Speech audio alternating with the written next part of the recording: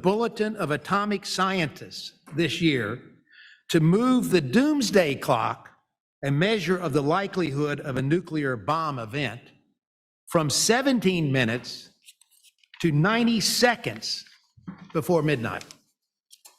Through a remarkable series of arms control agreements, the number of nuclear weapons stockpiled by the Russians and the US was reduced from a combined total of over 70,000 nuclear warheads at the height of the Cold War to some 10,000 today.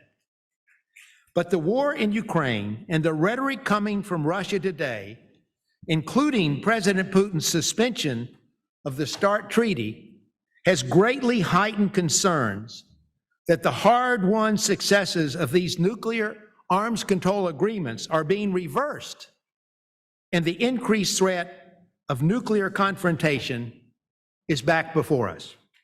We have a highly distinguished panel of experts, several of whom helped to develop some of the nuclear treaties with the Soviet Union, to discuss this alarming state of affairs. The panel will be introduced and moderated by another expert on nuclear arms control, the prize-winning author, Susan Eisenhower. First, however, we will have some brief remarks from Professor Nancy Gallagher, who is the director of the university's Center for International Security Studies. Following Nancy's remarks, Susan Eisenhower will come forward and start our discussion. Finally, let me mention that this session is also being carried live as a webinar and is being recorded.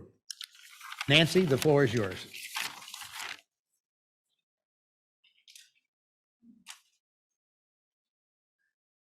Well, I'm delighted to be here representing the School of Public Policy and participating in this event today.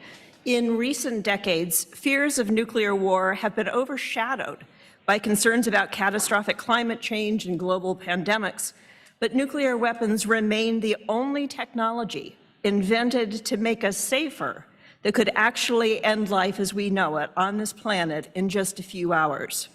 The news today is full of reasons to worry and to wonder whether we need more tailored nuclear options to deter or defeat all possible nuclear-armed adversaries that we face today, or if we need to invest more heavily in arms control, non-proliferation, and other forms of cooperative nuclear risk reduction. On Monday, the United Nations Secretary General denounced Russia's invasion of Ukraine, warning that, quote, tensions between the major powers are at a historic high, and so are the risks of conflict through misadventure or miscalculation. It's true that policymakers around the world are now gravely concerned that the war in Ukraine, the status of Taiwan, North Korea's development of nuclear warheads for intercontinental ballistic missiles, and Iran's growing nuclear capabilities each offer a separate and highly plausible path to nuclear disaster. But if it's any consolation, I would argue that the risks of nuclear war have been even higher at least twice before, and that both times new approaches to arms control helped us get through safely. The first was under President Eisenhower in the 1950s, when the superpowers were rapidly building thermonuclear weapons, deploying ballistic missiles, and hoping that nuclear threats would get them what they wanted in various crises. The second was under President Reagan in the early 1980s, who believed that convincing his Soviet counterparts that the United States was preparing to use nuclear weapons first to stop a conventional invasion of Europe, or to fight and win a full-scale nuclear war, was the only way to prevent those terrible things from happening. The people you will hear from today have played important roles during and after both of these periods of maximum nuclear danger in both the United States and in the Soviet Union, trying to make sure that nuclear weapons were never used again and promoting more peaceful and cooperative security relations. I'm eager to hear what they will have to say about how we can all do that again. Let me introduce today's moderator, Susan Eisenhower, who will then introduce the rest of the panelists.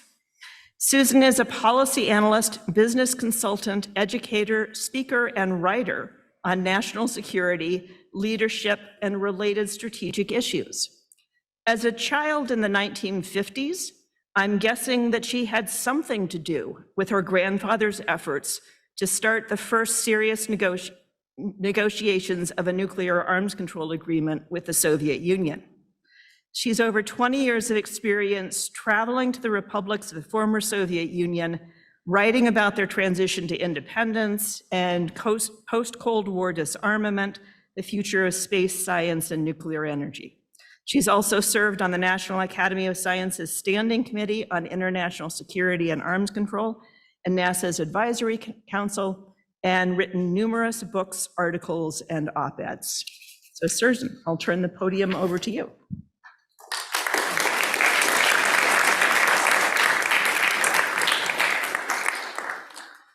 Well, thank you very much for that nice introduction. Just on a light note, I have to tell you that Dwight D. Eisenhower was not in favor of a family bomb shelter. He didn't think it would help us at all. So on that note, that is 70 years ago now, in the year 2023, and much has happened in that time. You know, it's a real honor, by the way, for me to be here with my colleagues. The four of us, the four panelists and myself made many, many trips to the Soviet Union and then the former Soviet Union together. Dr. Steve Fetter is here too. He was part of this group, and they all went on to do extraordinary things with their careers to continue in this most dangerous time. I think all of us who have devoted their lives to arms control or have spent significant amounts of time in this area will tell you that probably most of us haven't had a good night's sleep in more than a year. And so I'm looking forward to putting today's comments into context so that we can use both this extraordinary opportunity to talk to people with deep knowledge in this area and to gain a better understanding of what kind of risks exist today. I'd like to say that first, we're going to hear from each panelist for 5 or so minutes. And I think we should start with Dr. Richard Garwin. We are so honored to have you with us. Dr. Garwin has had an extraordinary career. He was an experimental particle physicist, a student of Enrico Fermi. He worked at Columbia on some of the fundamental particle physics experiments of the 1950s, in particular CP violation and neutrino discoveries. He worked with Edward Teller on the design used in the first hydrogen bomb, named Mike, in 1952. He then joined IBM in 1952 and worked on applied research and basic science. He also has the distinction in Washington, and we know this well, as a founder of the Jason Defense Advisory Group. His career included chairman of the Arms Control and Non-Proliferation Advisory Board to the Department of State, on the Defense Science Board, as a member of the Commission to Assess Ballistic Missile Threat to the United States. And his awards are almost too many to mention, including the U.S. National Medal of Science. He's one of the, I think, only few scientists who have achieved the membership in all 3 academies, science, engineering, and medicine. He won the Presidential Medal of Freedom, and as we will all acknowledge, one of the most important scientists this country has produced. Dr. Frank von Hippel. Frank has been a theoretical physicist. He got his PhD at Oxford as a Rhodes Scholar in 1962. He is a professor of public and international affairs and co-director of the program on science and global security at Princeton University. And he was chairman of the Federation of American Scientists in the 1980s, a group that did tremendous amount of work on this subject. He also worked as an advisor to Gorbachev on the technical basis for steps to end the nuclear arms race. He is a former assistant director for national security at the White House Office of Science and Technology Policy, and he's been very active in launching programs to help Russia secure its nuclear materials. He is a MacArthur Fellow Genius, in 1993 for his work on arms control and energy analysis. Frank, would you please address our group? Thank you, Susan. This session is about nuclear deterrence and arms control, and I'm going to argue that nuclear deterrence is obsolete. The inspiration for my talk is a 1999 New York Times op-ed by Paul Nitze at the age of 92. Nitze was an influential hawk throughout the Cold War, but he got it right at the end. He concluded, "I can think of no circumstances under which it would be wise for the United States to use nuclear weapons, even in retaliation for their prior use against us. It is impossible to conceive of a target that could be hit without large-scale destruction of many innocent people." He then explained that nuclear warheads are not only unusable, they are unnecessary. He said the technology of our conventional weapons is such that we can achieve accuracies of less than 1 meter from the expected point of impact. The modern equivalent of a stick of dynamite exploded within 1 meter of an object is more than enough to destroy the target. In view of the fact that we can achieve our military objectives with conventional weapons, there's no purpose to be gained through the use of our nuclear arsenal. And in fact, the post-Cold War nuclear reductions were in large part undertaken because, as Nitze said, nuclear explosives are too destructive to be used and conventional weapons can do the job. The best example is the 7,500 battlefield nuclear warheads US deployed in Europe, mostly in Germany during the 1950s and 1960s. We put them there in case the Soviet Union decided to send the 75,000 tanks and armored combat vehicles it had in Eastern Europe across the inter-German border. Our battlefield nuclear weapons included about 1,000 nuclear warheads for our short-range Lance missiles, with an explosive power up to the equivalent of 100,000 tons of TNT. Recall, those of you who are old enough, that the power of the 1995 Oklahoma City bomb, which destroyed the federal center there, was equivalent to 2 tons. The area of destruction from a 100,000-ton explosion would be about 30 square miles. Fortunately, as Nitze said, the development of precision-guided munitions made the battlefield use of nuclear weapons unnecessary. We've seen how effective PGMs have been in Ukraine. After the Cold War ended, the US removed all but about 100 of its nuclear warheads from Europe. Those 100 have been left as a political symbol of the US nuclear umbrella over Europe, whatever that means. Russia has reduced from more than 20,000 battlefield nuclear weapons, but still has an estimated 2,000. That leaves the strategic nuclear warheads that can be delivered at intercontinental distances. We in Russia have reduced from about 10,000 to 2,000 strategic warheads each. They too are unusable, however. The average US nuclear warhead today has an explosive power of 200,000 tons of TNT equivalent.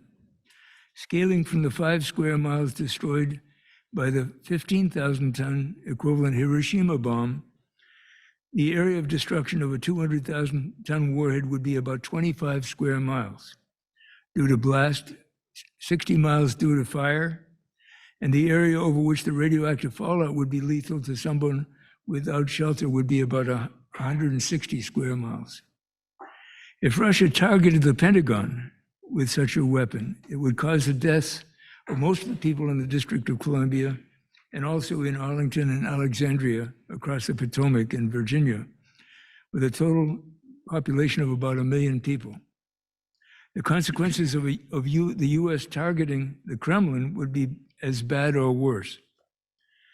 But US nuclear war plans do include so-called leadership targets, like the Kremlin, and key communication facilities, petroleum refineries, electric power plants, and railway yards, many in or near cities.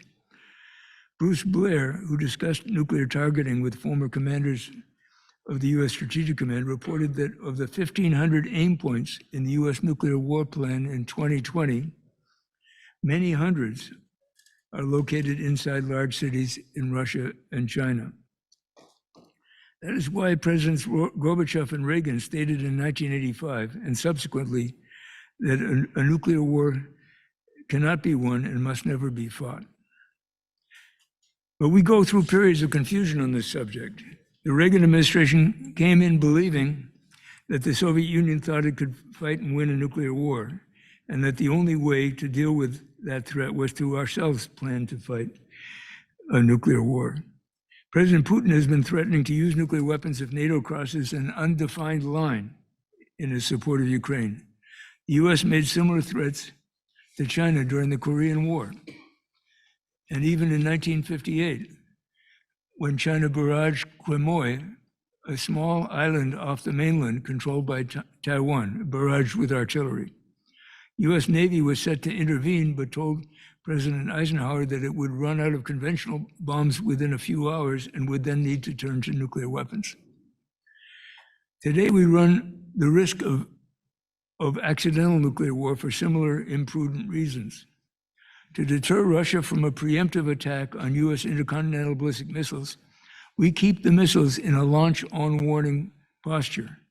That creates a hair-trigger situation in which US early warning crews are given only 3 minutes to determine if what appears on their screens is a real attack by Russian ballistic missiles or Chinese. Based on their conclusion, the president would have less than 10 minutes to decide on launching US ICBMs or potentially losing them. President Bush Jr. complained that that wasn't enough time for him to get off the crapper. Much the relief of many of us who grew up during the Cold War, it did not end in a nuclear war. In large part, this good luck is because the leaders of the nuclear weapon states understood how catastrophic nuclear war would be. President Biden has described it as Armageddon, the final battle. But we have had more than one president who has flaunted the fact that he controls the nuclear button. President Nixon, in his desperation to end the Vietnam War, had the word put out that he was mad and willing to use nuclear weapons. Implicitly, that was an acknowledgement that using nuclear weapons would be insane.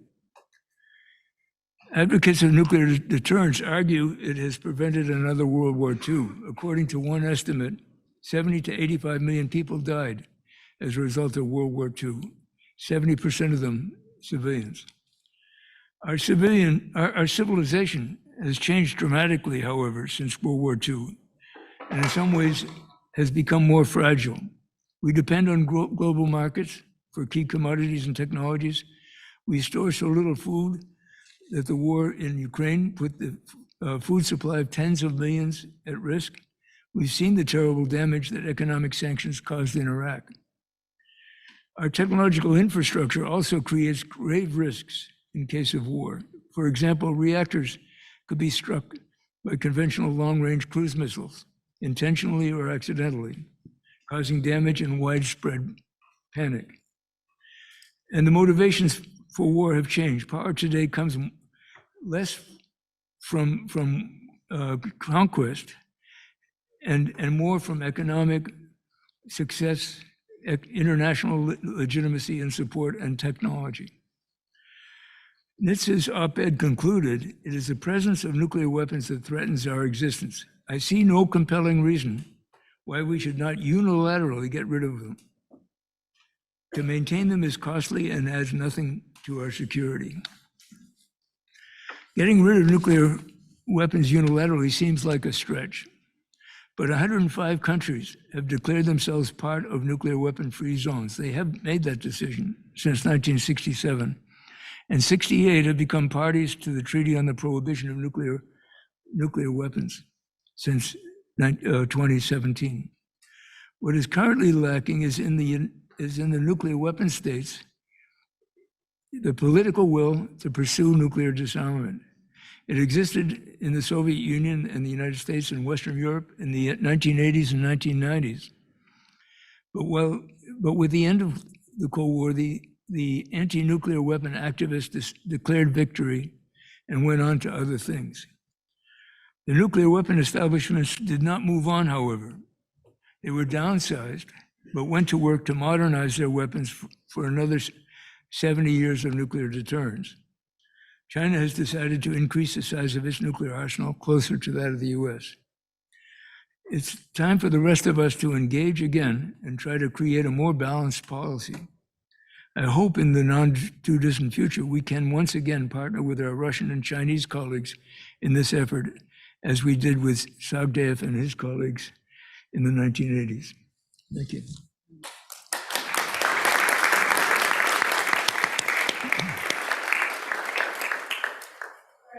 Thank you very much for those comments, and what a remarkable cooperation we did have in the aftermath of the collapse of the Soviet Union. Maybe that subject will come up later.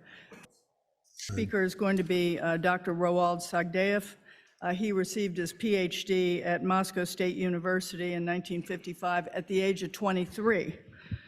He was a PhD advisor. His PhD advisor was Nobel laureate Lev Landau. He was one of the early pioneers of plasma physics as applied to magnetic confinement for controlled nuclear fusion energy production. He worked with other extraordinary scientists in the Soviet Union at the time, Dr. Peter Kapitsa, Dr. Lev Landau, Andrei Sakharov, Igor Tamm, Yakov Zeldovich, and Rashid Sunayev, and many others. I also think it's interesting to note that a man of these talents was the youngest, he was one of 2 or 3 of the youngest scientists ever elected to the Soviet Academy of Sciences. He was the director of the Soviet Union's Space Research Institute from 1973 to 1988, and he was instrumental in launching landmark missions to Venus, he was the international director of the mission to Halley's Comet. Earlier, he worked extensively with on international security and arms control, and was an advisor to Gorbachev in his negotiations with Ronald Reagan on arms control. He is a member of, I think, just about every academy in the world that is of interest to us here. So may I invite Dr. Sagdeev to make his remarks. Thank you, Susan. I would like to start with what moment you mentioned the name of Gorbachev. He came with a state visit to negotiate with President Reagan in the end of 1987. It was a very important Washington summit. I had a privilege to be part of that delegation, and it played a very faithful role in my future life at that time. One of my colleagues, professor of this university, Dennis Papadopoulos. Dennis, can you stand up? You know, my old friend physicist organized a party. During one of the evenings, I was in a delegation of Gorbachev. And then president of university, Brit Kirwan, came. So it was no surprise that 3 years later, maybe even less than 3, I became a professor of Maryland. So this is how nuclear deterrence is playing a role in the actual private lives of all of us. I would like to raise one other question now. It's in some of the posters. This roundtable, this meeting was called Meeting with 4 Physicists, talking about nuclear deterrence. Why physicists? 4 physicists talking about nuclear deterrence. I think there are at least 2 reasons I can quote. Why physicists? First of all, they are professionals. They know how this particular technology works. because they were creators of that. So, and it's important that the government brought this physicist to advise to participate in the process of building the framework for nuclear deterrence. And second argument is rather moral. I think moral component of many of these people was very important. We let the genie out of bottle. We have to do something to work now. So, and this is how I came actually to work in the same area. In summer of 1970, I was asked by Soviet Academy of Science to go to United States to a very small symposium in the framework of Pugwash conferences. For this generation, Pugwash was very big. It was the very first framework where scientific community of the many countries participated to say no to nuclear arms race. It was launched in the mid-50s when Albert Einstein and Niels Bohr were still alive, and they actually contributed a lot to the mood, which was then picked up by scientific community. So I came in 1970, and the small conference on the one of the Great Lakes, Racine, little town in Wisconsin. I met all of these physicists and other scientists actively working. And John, one of your predecessors, George Kistiakovsky, was there. He was a presidential science advisor to Dwight Eisenhower. So then was Richard Garwin. I hope we still would be able to hear his voice. He is probably one of the few veterans of the whole nuclear deterrence story. But I met him there also. There were a number of other people. And then following this first meeting, then we all became like a big family trying to do something. Sometimes successful, when we actually stopped some science fiction crazy ideas about Star Wars. You remember, you came, and John, Frank and John buried my guests in Moscow in Space Research Institute at the time, soon after Reagan's Star Wars speech. So finally, I think President Reagan understood that it wouldn't work, and he and Gorbachev actually started the progress in nuclear arms control, disarmament, which lasted until maybe recently. So last story was that New START treaty signed in 2011 to be expired or updated in 2021. Somehow the issue didn't slip of hands of President Trump, but President Biden immediately enforced, and it was continued for 5 more years. So we have still a clock working until 2026.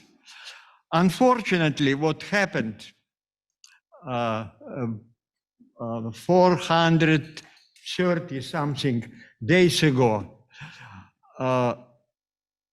Putin, who was avid geopolitical gamer, Game theory, which was brought to issue of nuclear deterrence by a great Tom Schelling. And, if he would be still here with us, as he spent a number of years in School of Public Policy here, I'm sure he would be here. It would be absolutely great. Just like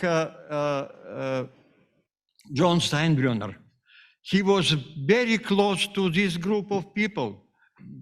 I remember meeting John, as all of you, twice a year during regular meetings. It was a very peculiar period.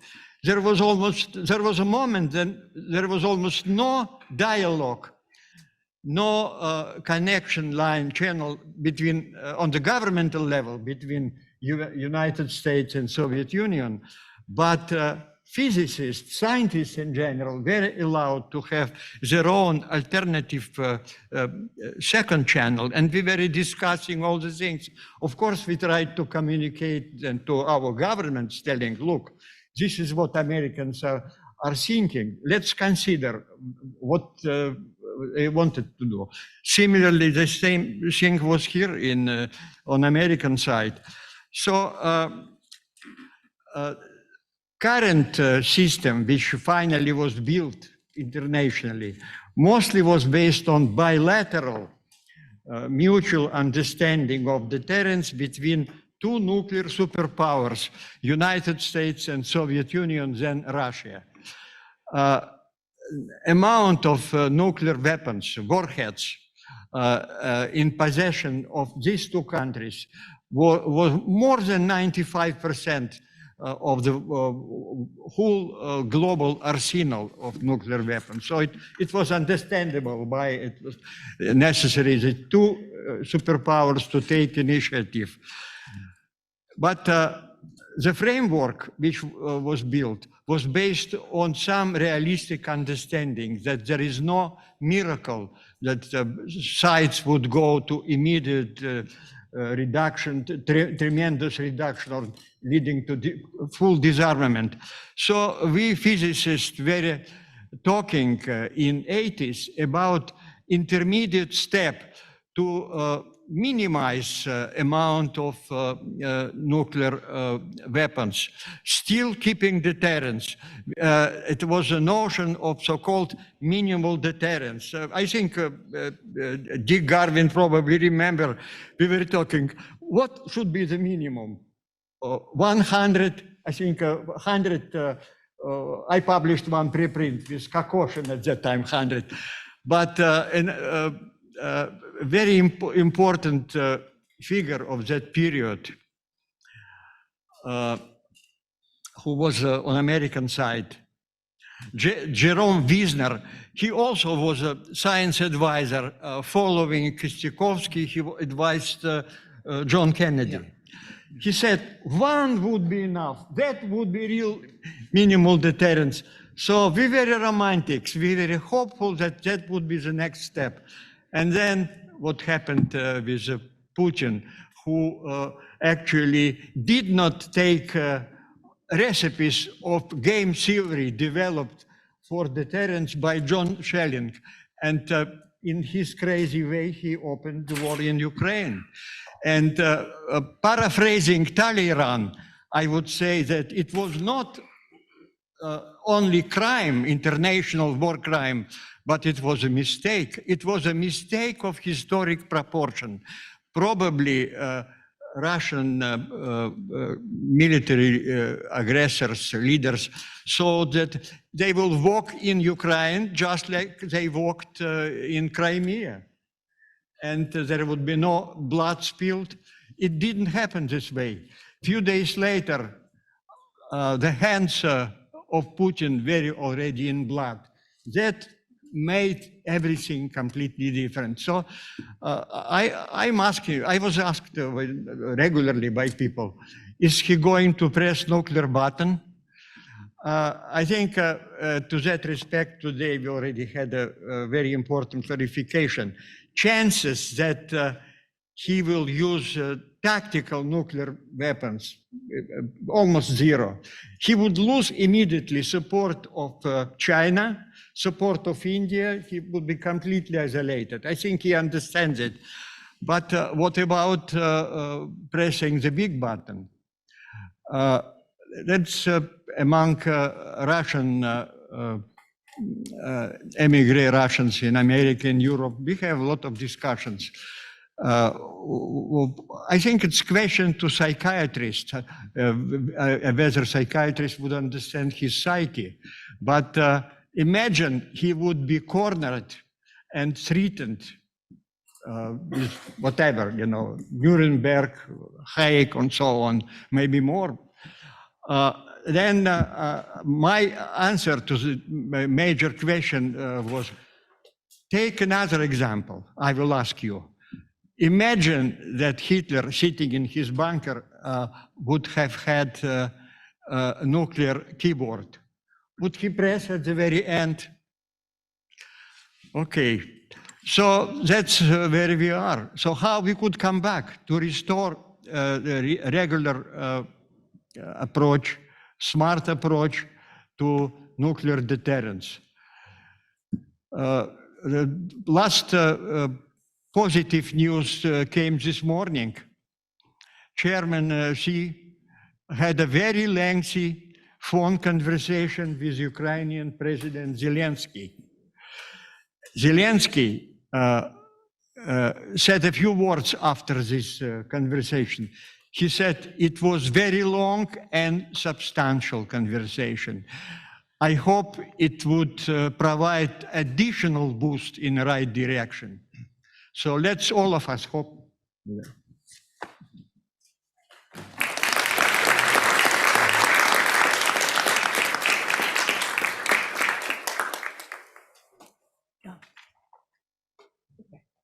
Wonderful. We're going to ask Dick Garwin. Please, Dr. Garwin, would you see if we are all organized here technically for you?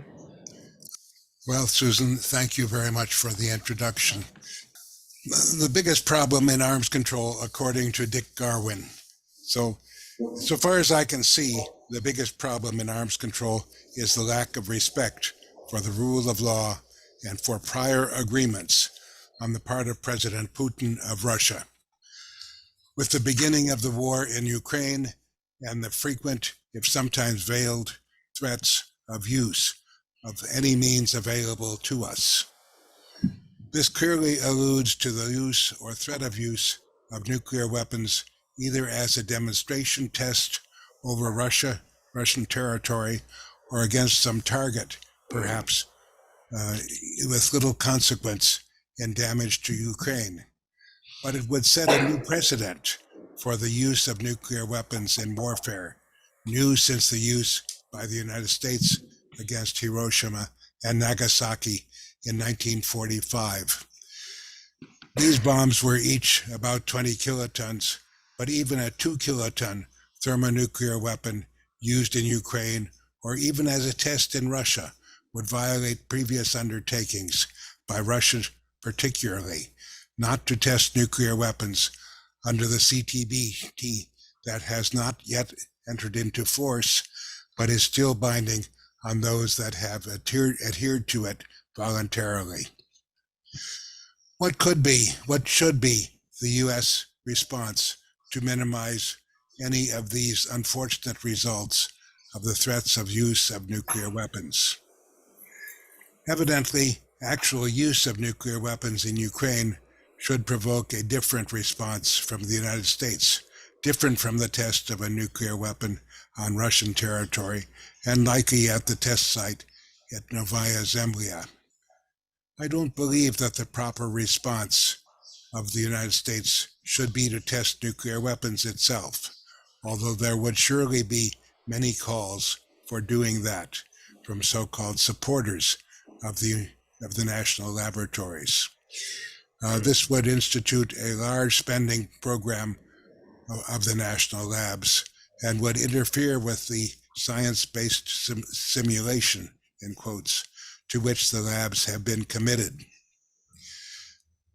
There has always been a dispute between some in the labs itself who favor the simulation-only approach, supported by laboratory and downhole radiography.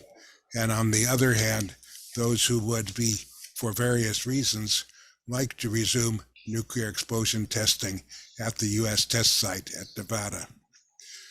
I've written much myself about this in the Garwin archive at rlg.fas.org, and am thoroughly committed to the simulation-only approach, expanded by new capabilities for laboratory and downhole pulse radiography of assemblies that never reach the point of criticality, that is, a prompt neutron reproduction factor greater than 1. So the United States is committed by its definition of the test ban not to have any tests of reproduction factor greater than 1. The situation recalls the views of J. Robert Oppenheimer in his speech of November 1945, just a few months after the use of nuclear weapons at Hiroshima and Nagasaki, to a joint session of the American Physical Society and of the American Philosophical Society, that if nuclear weapons were used in warfare between two nuclear-armed states, they would be used by the thousands or tens of thousands.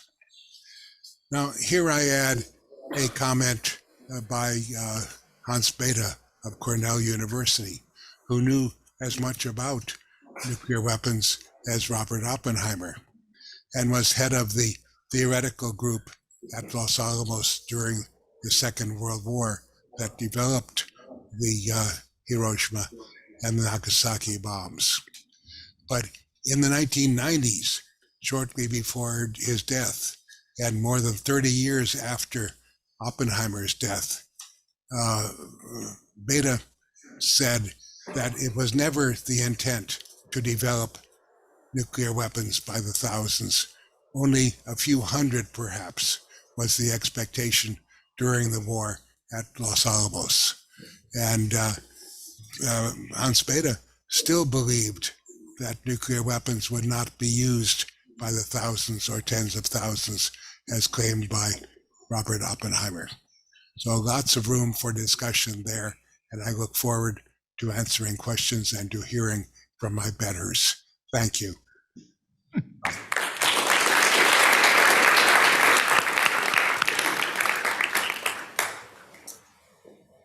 Oh, that was wonderful that we managed to solve our technical problems there.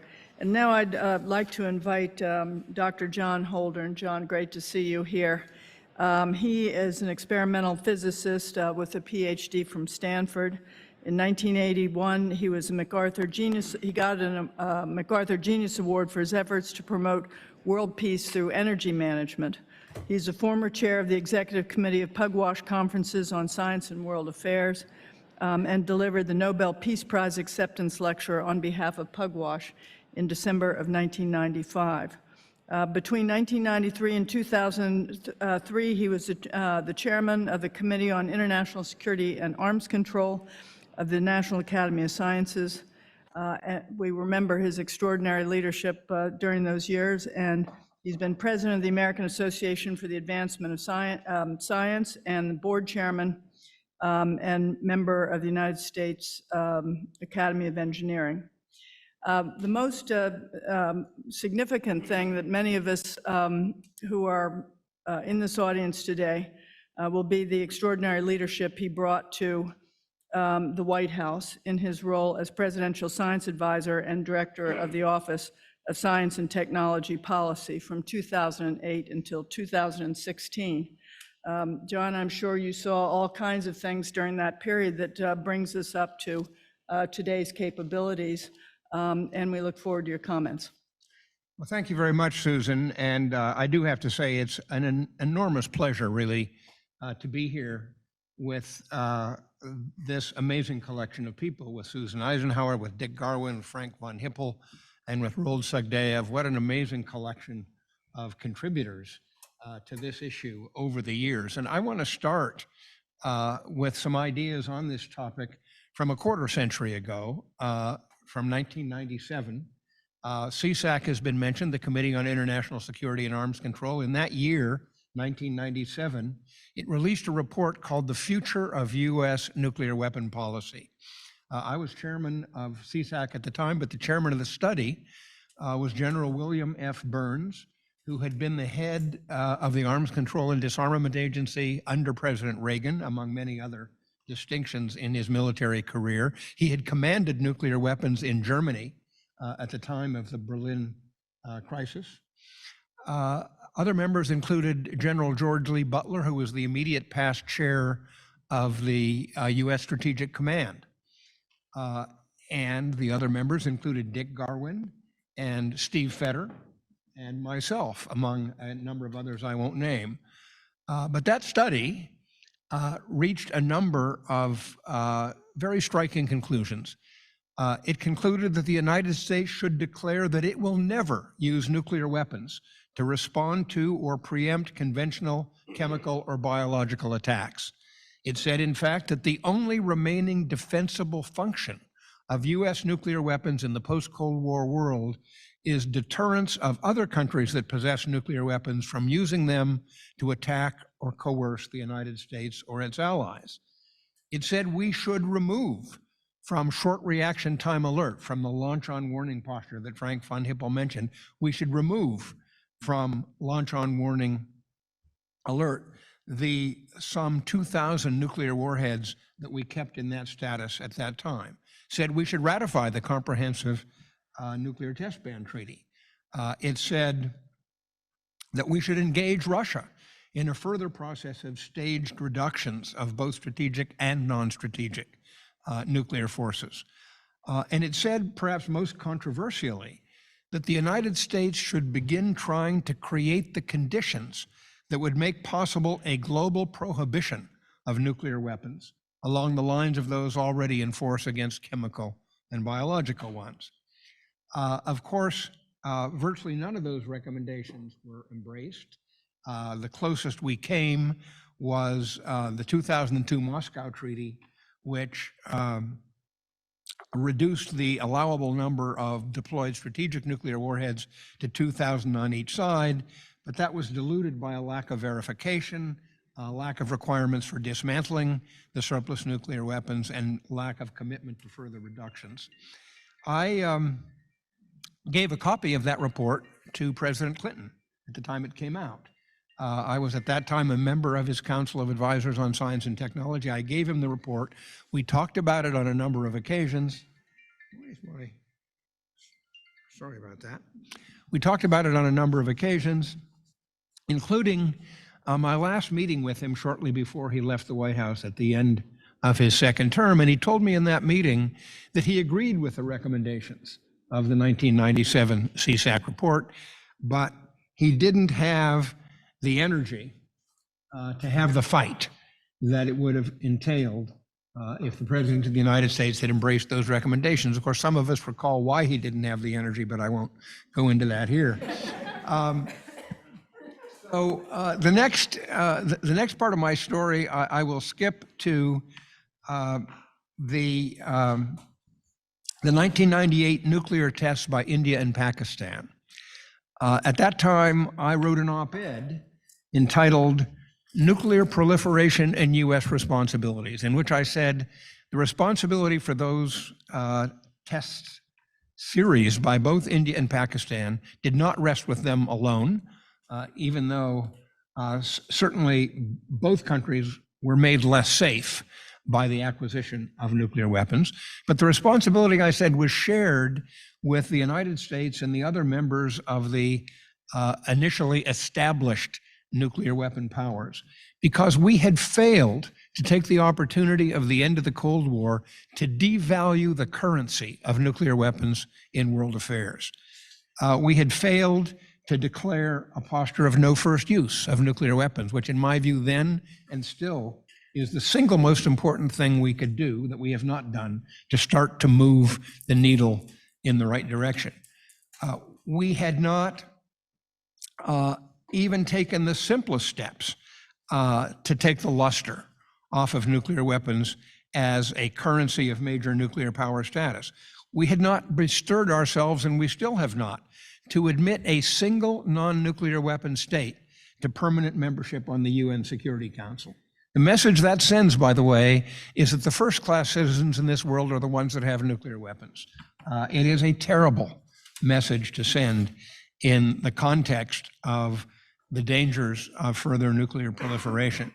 So let me now fast forward to the second term of the Obama administration, when, as Susan has mentioned, I was the president's science advisor, was a member of the National Security Council, took part in all the discussions of what nuclear weapon policy was in the United States, what it should be.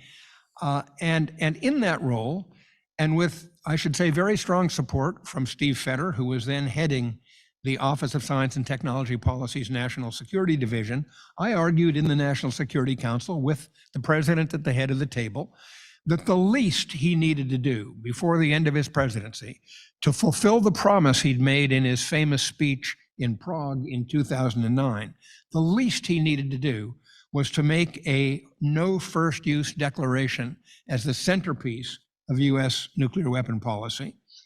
Vice President Biden was supportive.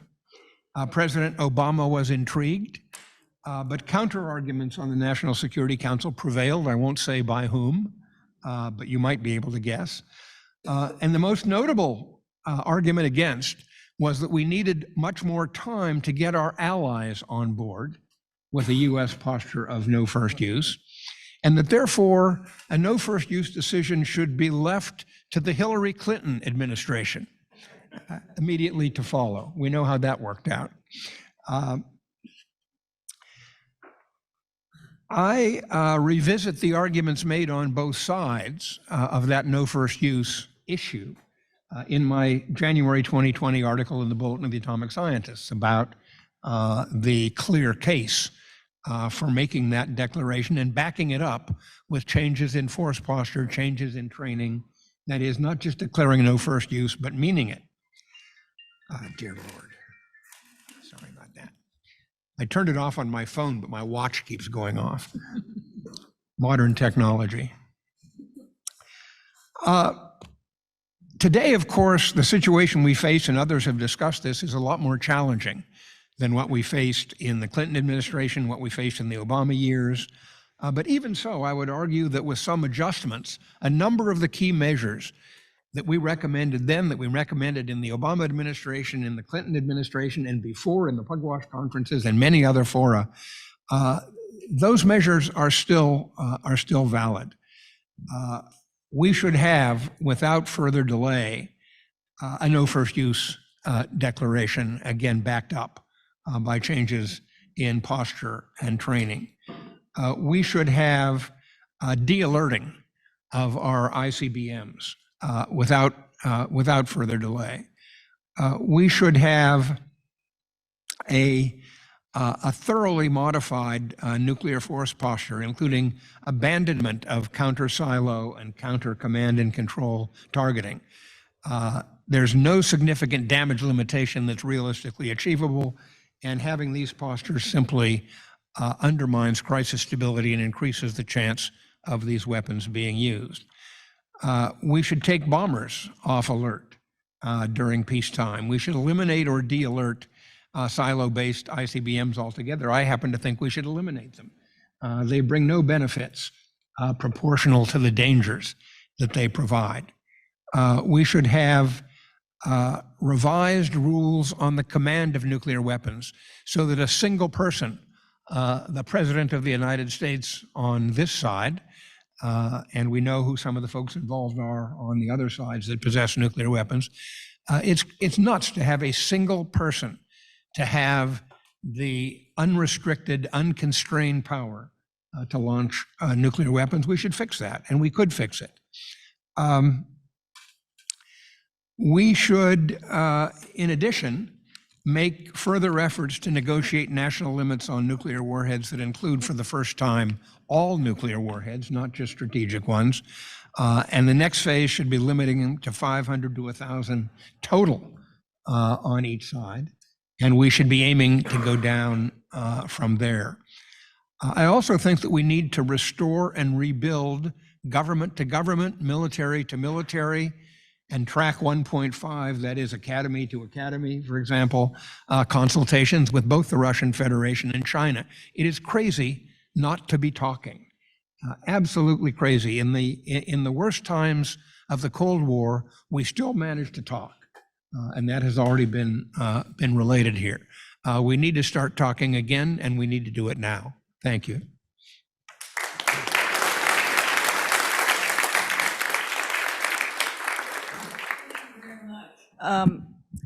I think this is a wonderful segue to a question I have for the group.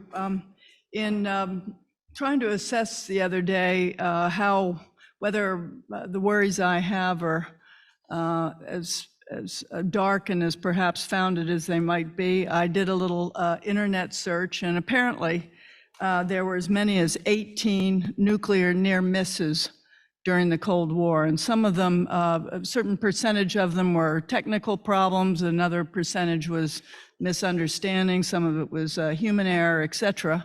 And as we said before, aren't we lucky we got through Cold War #1 without some kind of incident. But today it strikes me, to your point, John, that we don't have people talking to each other in the middle of a crisis that actually involves 5 nuclear weapons powers.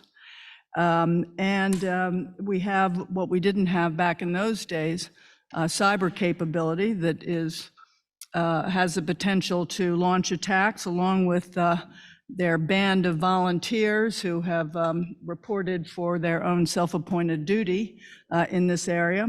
We have deep fakes, we have social media, we have so many different avenues for spoofing a potential nuclear attack. So I'm just wondering how the 4 of you, or whoever would like to speak to this question, would assess how dangerous this particular period really is. Let me say one thing to start, and that is there have been near misses even after the end of the Cold War. Right. We had a dandy in 1995 where a sounding rocket launched from a Norwegian fjord was initially mistaken by the Russian side as a submarine-launched ballistic missile attack that could have been a decapitation strike against the Kremlin. And for the first few minutes of the dozen minutes they would have had to make a decision, they thought that's what it was. It turns out the Norwegians had, through proper channels, notified the Russian side that this sounding rocket was going to be launched, and the Russian side had lost the notification. Fortunately, good sense prevailed. They shut down their countdown before they got to launch. But this was an extremely close call, and we didn't even have the excuse of Cold War tensions to say, well, we screwed up because we were in such a perilous state to start with. We were not in a perilous state at all, and yet it still could have led to nuclear war. So how would you, any of you, how would you evaluate the threat today when actually relations have never been worse between the United States and Russia? And, as I say, we've got 5 nuclear powers involved here. That's the United States, Russia, China, Britain, and France. And so we're not sole actors, any of us. We are connected through the NATO alliance and the rest of it. But again, because of the state of contemporary technology, it strikes me that we wouldn't have that reservoir of goodwill that we had in 1995. Dick, would you like to answer that question? Well, I'm concerned about all of the things that you said, and cyber attack and spoofing and so on, as well as just false detection of real missiles. And they are all very serious problems, and any of them could result in nuclear war. Not only the launch or not only the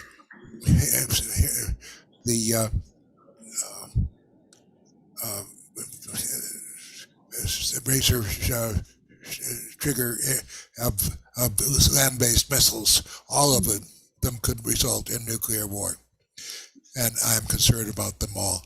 We ought to take those measures, but we ought also to restore the respect for existing agreements. and for the rule of law. And we ought to understand that the future of Russia does not lie with President Putin. Okay, thank you very much. Do we have other comments on this? Well, I'm grateful that we have President Biden instead of the alternative.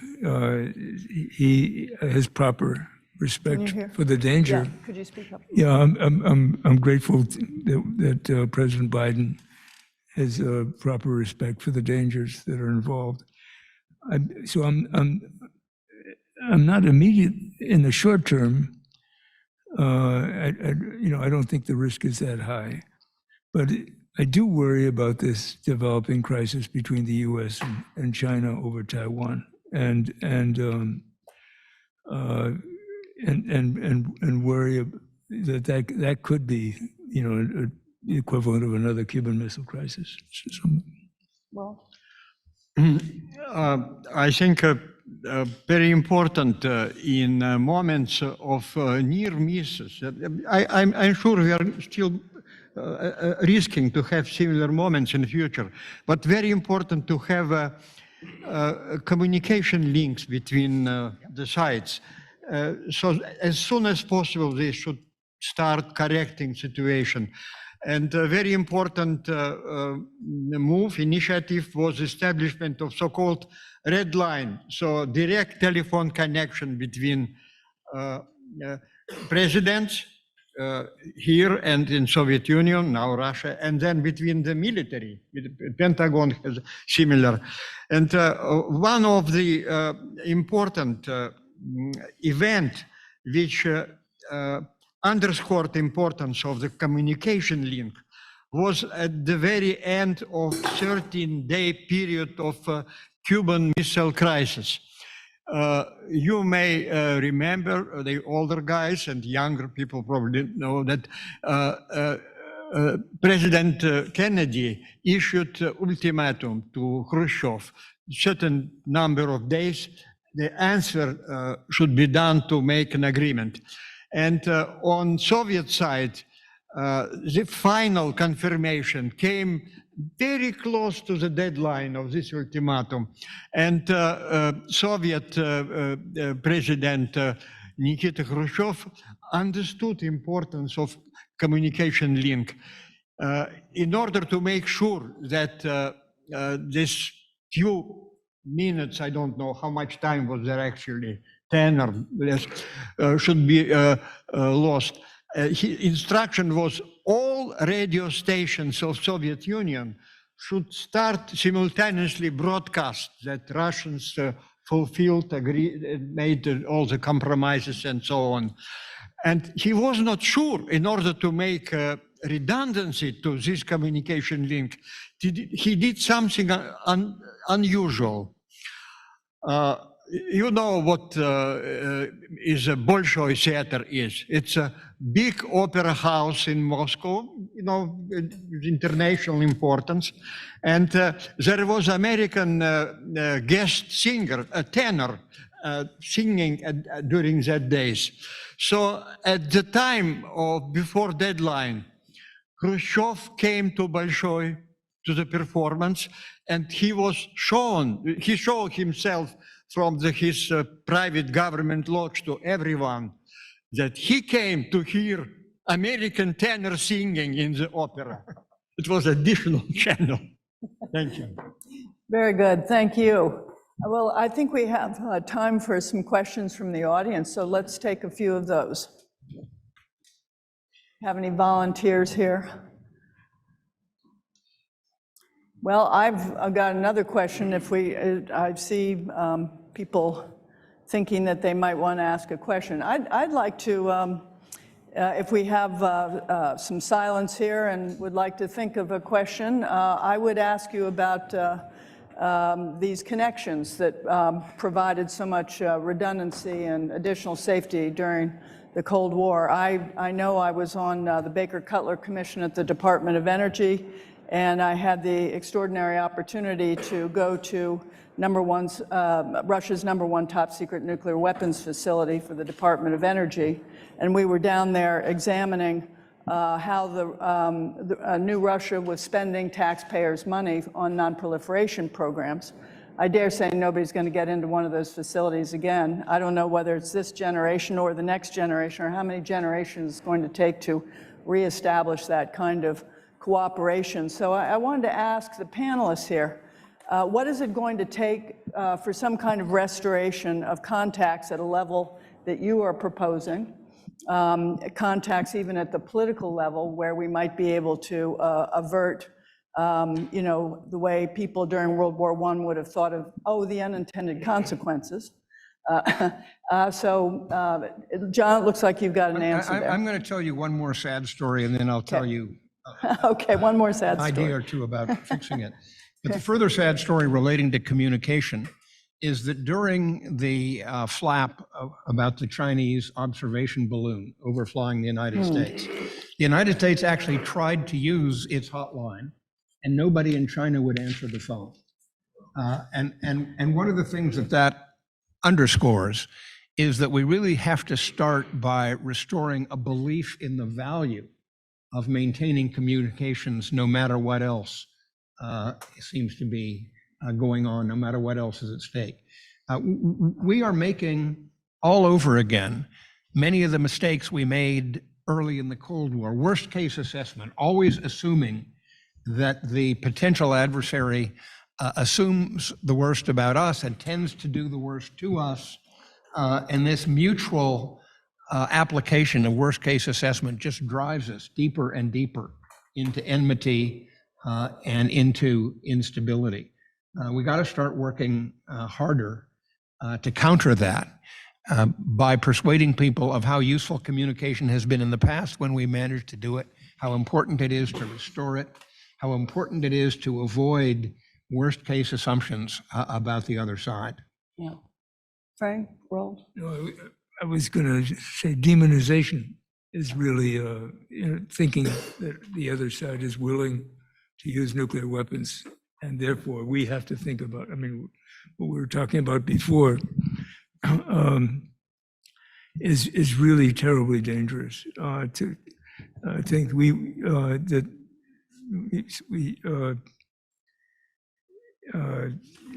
that's basically what I want to say. Yes, very good. Oh, yes, please.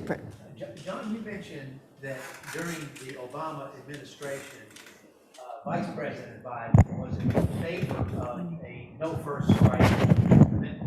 He's now president of the United States, of course. And I just wonder if is there any possibility that he would now move on that, or do you think the politics in the country is such that it would be difficult to bring off at this time? The first thing I'd say is he's sure not going to do it before the next election. One of the problems in the United States is that we are constantly constrained in our top leadership by their views of what they need to do to get reelected. And it is really a terrible phenomenon. There were all kinds of things that Obama wanted to do in his first term. He wasn't willing to try them until he'd been reelected. And I'm sure Biden is feeling very constrained about what he will and won't advocate before the next election. He would certainly not want to stir up the controversy in the government that would ensue if before the next election he proposed a no first use strategy. The other thing that's happened, of course, is again this notion that the terrible attack on Ukraine, the utterly immoral destruction that's going on there under Putin's nuclear threats, and on the other side, the relationship with China having gone way downhill. It's very difficult at this particular moment, before we've managed to start restoring an atmosphere of some civility and communication and mutual respect. Very hard at this moment to get a president of the United States to declare no first use, although it would still make sense, by the way. I think at this moment, it would still make sense for the United States to declare no first use. But I don't believe Biden, even though I know in his heart he wants to see it done, he's not going to do it unless he gets reelected. Dick, would you like to respond to this? Yes. I think the declaration of no first use is not enough, because if the Russians used a nuclear weapon over Russia, that would release us from the requirement of a no first use. And so it wouldn't solve the problem. So non-use is a better approach. You're right, Dick, as usual. Yeah, thanks. Yes, well, I would like to play a counterpart to what John said, that democracy, the hands of democracy sometimes tied up because of elections and so on. So opposite example on Soviet side, during Khrushchev time, prominent Soviet physicists like Sakharov and a few others, couple of times persuaded him to make, unilateral decision by single person to declare, to stop nuclear tests, declare moratorium, and he did it. And then, after a while, a few days passed, maybe a few weeks, he called back the scientist and said, look, what happened? You told me that it would be such an important act. The rest of the world will immediately change behavior. It didn't happen.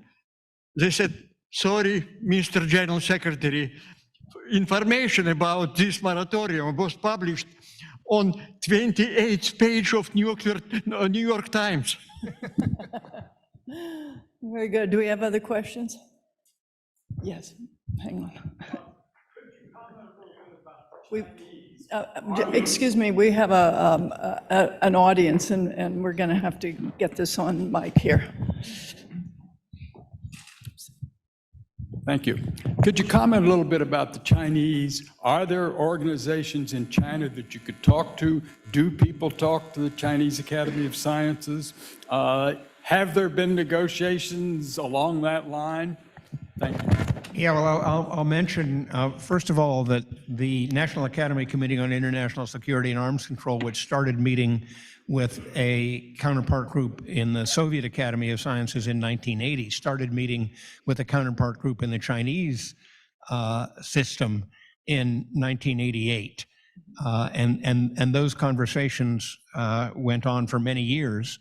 The Chinese counterpart group was actually set up because the then head of the Chinese nuclear test site and later the head of their whole nuclear weapon program went to a pugwash conference in Budapest in 1986 and was so impressed by what he saw there in terms of the value of scientist-to-scientist communication that he went back to China and set up the group of Chinese scientists with which CSAC then commenced to meet. There are still conversations going on. I'm involved still in conversations with a number of Chinese leaders. I have met on multiple occasions, both in China and here, with Chinese leaders. I've done it on Zoom during the pandemic. I know a lot of other people who have. So it's not that communications are completely dead. And what I have found, by the way, is a great many Chinese leaders, not just in science, but also in military affairs and in foreign affairs, want to see this kind of communication fully restored. They are as enthusiastic about it as we are. I've been involved in conversations with members of the Chinese General Staff who think it's a disaster that we no longer have the military-to-military communications that we had. I think this can be fixed. I think it must be fixed, and we need to get on with it. Frank? I just add that we do have a problem that the circle of people around Putin, the circle of people around Xi, has become very small. And it's not clear that there are scientists like in the olden days who have that kind of access still. I don't know whether John knows better or not. Pardon? A couple? I still know of a couple, Okay. but they're outnumbered. Yeah. Now. Outnumbered? Yeah, outnumbered, yes. Okay, he said there are a number. We've got a question here. Yep, thank you very much. This has been very interesting. As a physicist, I don't understand very well the political side. So it seems that the five of you have very similar opinions about how we should care for nuclear warfare. But so I am confused about why the rest of politics doesn't think in the same way. Why do they still have the upper hand? How many people are involved in these conversations? Are the views of scientific advisors well respected? And do all scientific advisors agree, for example? I'm not sure. I didn't. Who would, Roald, did you want to answer that? Okay. Clarification, we didn't hear very Okay, well. okay. You did fine, just say, maybe talk more slowly. Okay. So firstly, thank you very much. And I'm just trying to get an idea of why the politics is so complicated, because I come from a much more scientific background. So I just want to understand, why do the five of you seem to agree about how nuclear warfare should be cared for, but this is still not the dominating opinion in politics?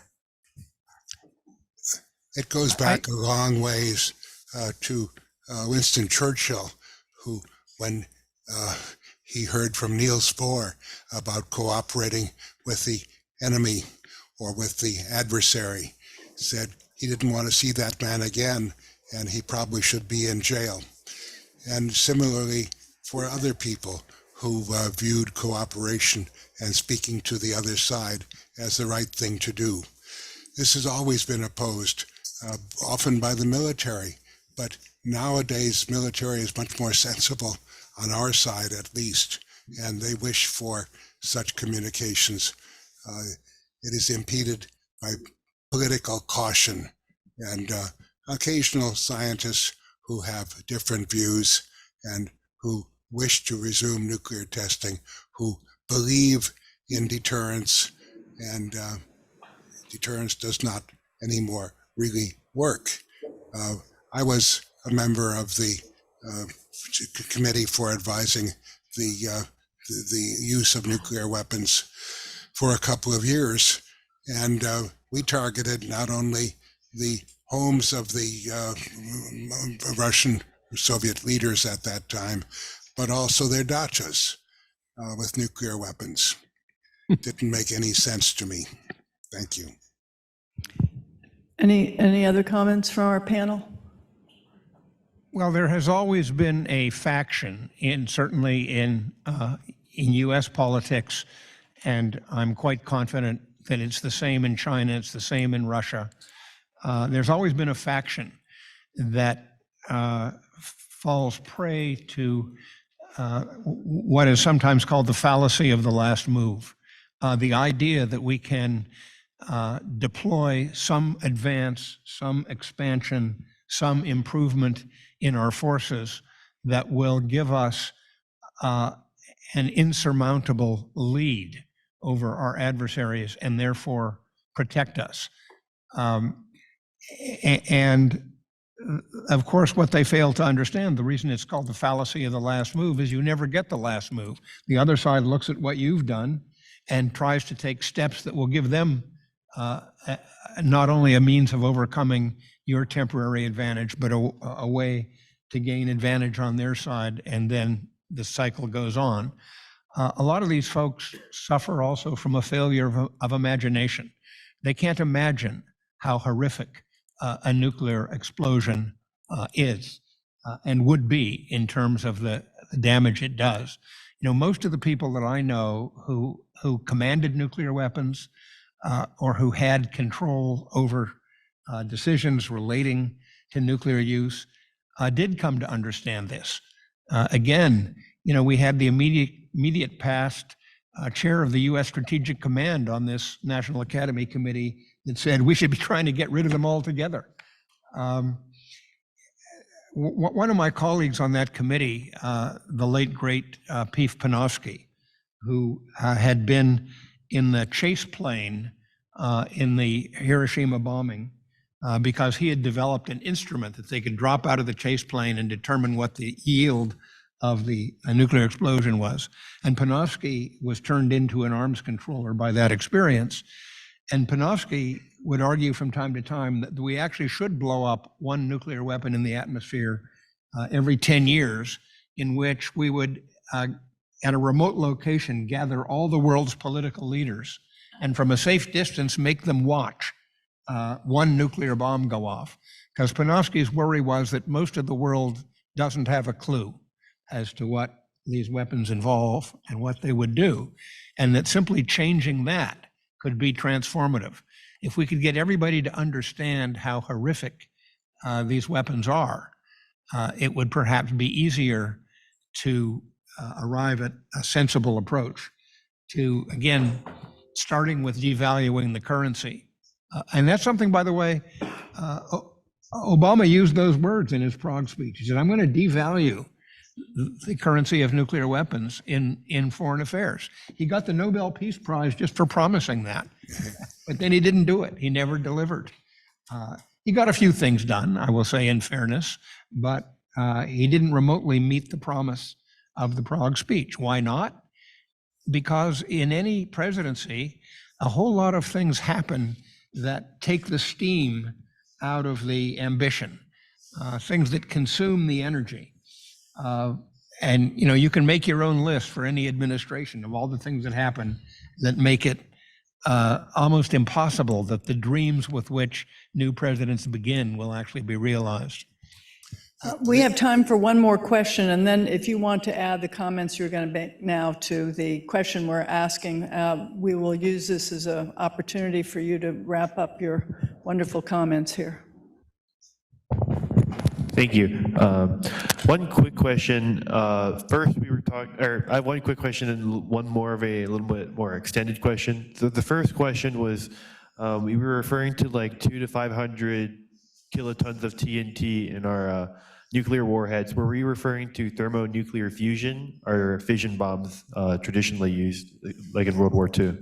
They're typically half and half thermonuclear and half fission bombs. But in fact, the sentiments that John quoted from Panofsky were exactly those expressed by Harold Agnew, who was 10 years director of the Los Alamos National Laboratory.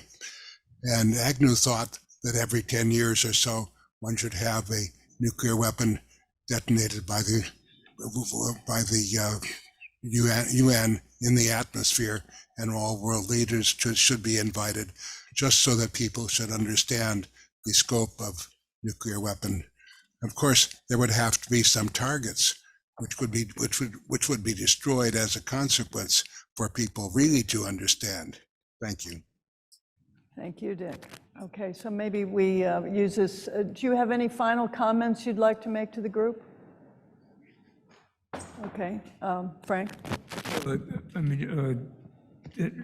I think it would be sufficient to lock the world leaders in the Hiroshima Museum overnight.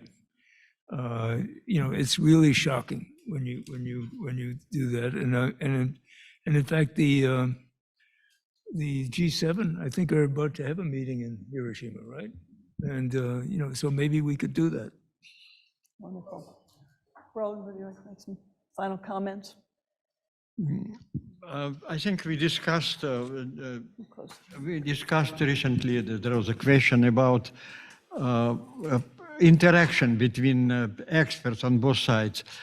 And I think it's very important at this moment, without disclosing, practical, technological secrets, to talk about how to make existing nuclear weapons safer against cyber attacks, for example, or any other things.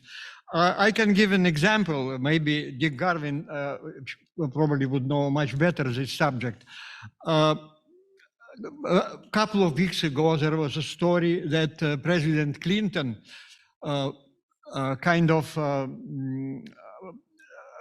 was asking Ukrainians to forgive him. He said, I feel terrible when I persuaded Ukrainians to give up their nuclear arms. And if they would have kept it, perhaps it would be deterrence against Putin's attack. So it brings me back to the old issue when there was a lot of interaction between experts when Russian nuclear weapons scientists were visiting United States. Very prominent stories, going to Los Alamos, meeting their counterparts, perhaps talking about issue of safety. I remember at one of the press conferences, I had to introduce my former classmate in Moscow University, later head of nuclear weapons lab in Snezhinsk in Urals. I asked him, how should I introduce you? He said, as an expert in safety science. This is a very important approach. So the question about nuclear weapons, which Ukraine inherited after dismantlement of Soviet Union, as I was told by my Russian colleagues visiting here, and I was there also once at this weapons lab in Ural afterwards. And they said, there is every warhead has a complicated electronic code. The one who doesn't know the code cannot use it. If you would try to play, with the code, eventually it could lead to explosion, non-nuclear explosion. So my question is, maybe Dick Garwin, I'm sure he would know more, was Clinton right that Ukrainians could keep these former Soviet warheads as a deterrent against Putin or not? I think he may have been right.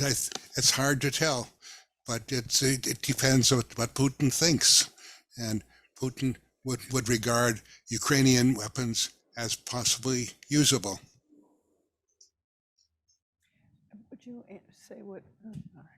Okay, I think, I hope very much that deterrence is not dead. There are a lot of,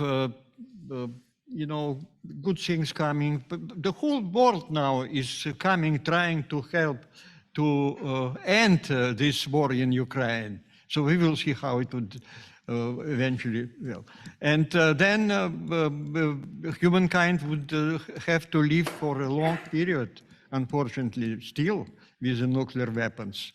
Whether we would go to complete elimination, I'm not very optimistic.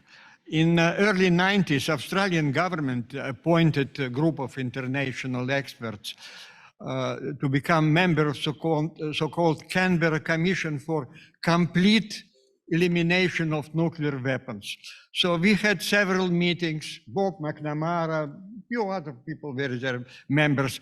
And when we tried to get an appointment in White House to report about the findings and proposals, what happened? I remember there was some kind of information that President Clinton said, it is not a starter. Yeah, well, I wrote some of the reports which that commission entertained. But in 1980, there was a meeting, a Pugwash meeting in Geneva, Switzerland, at which Evgeny Velikov and Roald Sagdeev and Dick Garwin got together and asked Dick, what should happen with the number of nuclear weapons? I said they should be reduced on either side, Russia, or Soviet Union and United States, to 1,000 within a year, and exactly how we could do it. So that was published in the Pugwash journals, but didn't have much effect then. John, your final comment? Yeah, I guess my final thought is that we probably haven't given quite enough attention to the proliferation risks that attend the current state of the world. The non-proliferation dam, if you will, is under enormous pressure from coercive threats to use nuclear weapons, from the failure of the nuclear weapon states to devalue their currency in the ways that we've discussed here, from the potential for regional domino effects. We have a big potential regional domino effect in Asia, where you could end up with Japan, South Korea, the Philippines, Indonesia. You could easily imagine a domino effect there in which the number of nuclear weapon states increases drastically. You could envision that in the Middle East. Iran goes, then Saudi Arabia goes, and so on. We just have to get on with the business of making clear that a country that possesses nuclear weapons only increases its chance of being targeted with nuclear weapons. People need to understand that there is no plausible circumstance in which the use of a nuclear weapon makes the user better off. No plausible circumstance. Bob McNamara was saying this at Pugwash meetings again in the 1980s, and he was right. You simply cannot imagine a circumstance in which the user of a nuclear weapon ends up benefiting from it. I do hope that, as Roald has said, that Putin understands this. I wish I could think that the North Korean leader understands that. Frank, you had one final thought. Yeah. As John has explained, the politicians are very busy and distracted by the crisis of the moment. And in general, the result is that politicians only care about issues that really there's public concern about. And we were around in the early 1980s when, in fact, the public was aroused. In 1982, there were 1 million people in a demonstration in New York City.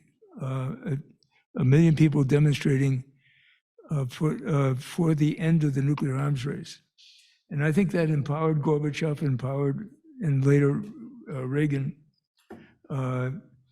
to actually do something. And so at the end of the Cold War, however, we thought it was all over. You know, we could go on to other things. And unfortunately, it wasn't all over. There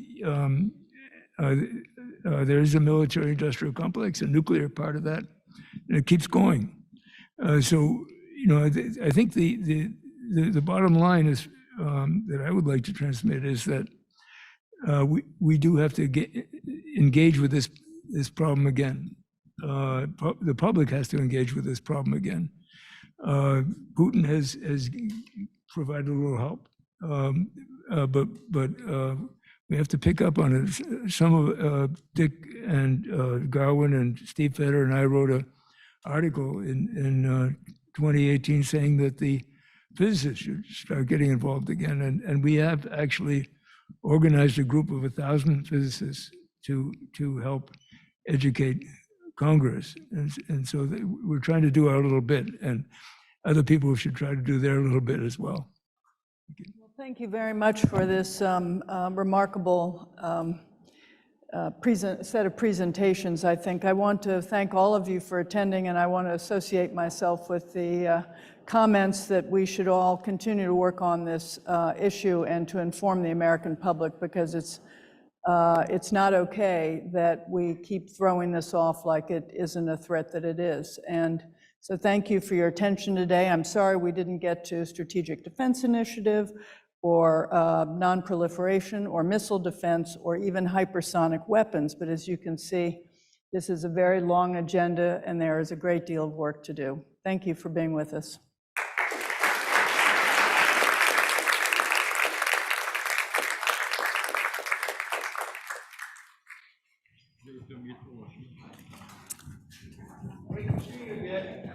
Great to see you. Thanks. Oops.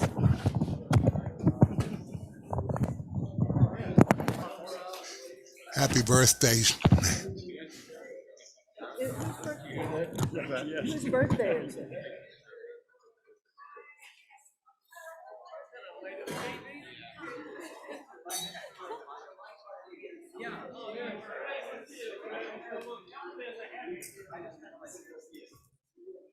We just get together more often.